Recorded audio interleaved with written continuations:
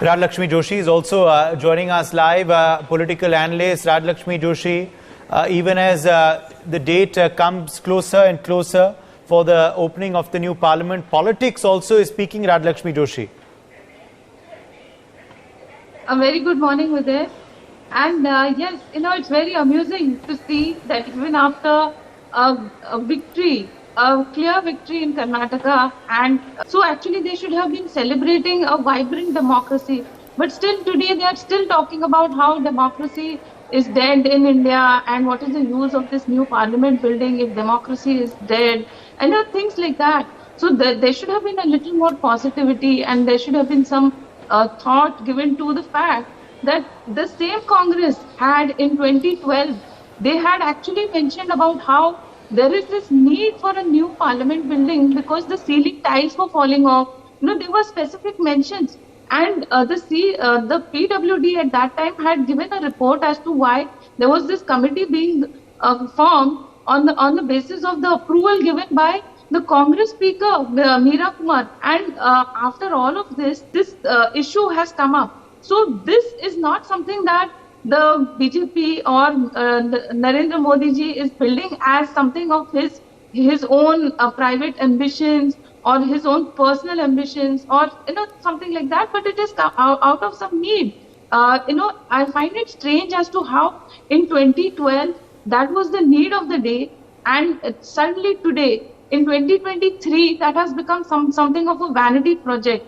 So this actually we have discussed this earlier also as to how this is a building that is more than 100 years old, and now this entire complex there, that place, it doesn't have this Indian feel to it.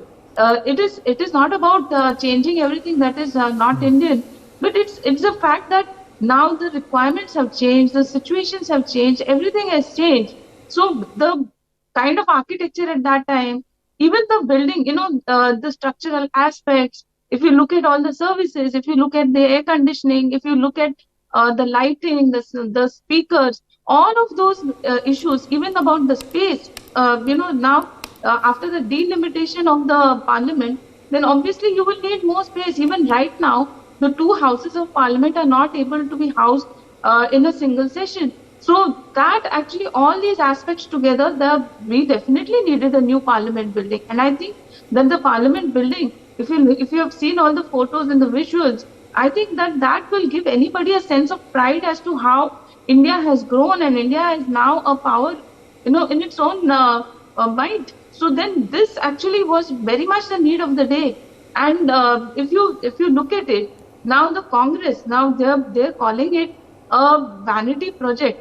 But there was this RTI inquiry in 2013, and let me tell you what the result was. There was this inquiry that was asking about how many projects, how many schemes have been named after the Gandhi Parivar, Gandhi, Nehru, Vadra Parivar. And what has come out is there are 450 schemes, buildings, projects, institutions are named after 3 family members.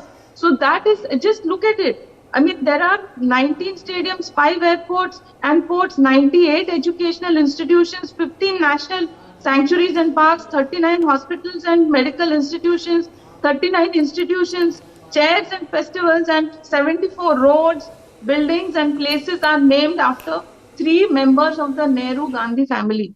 Now that I would say is something like that you could call it as a vanity project. Now this, right. I don't think, this, just look at it, the difference in how there will be a difference in the comfort, there will be a difference in everything, so this was very much the need of the day.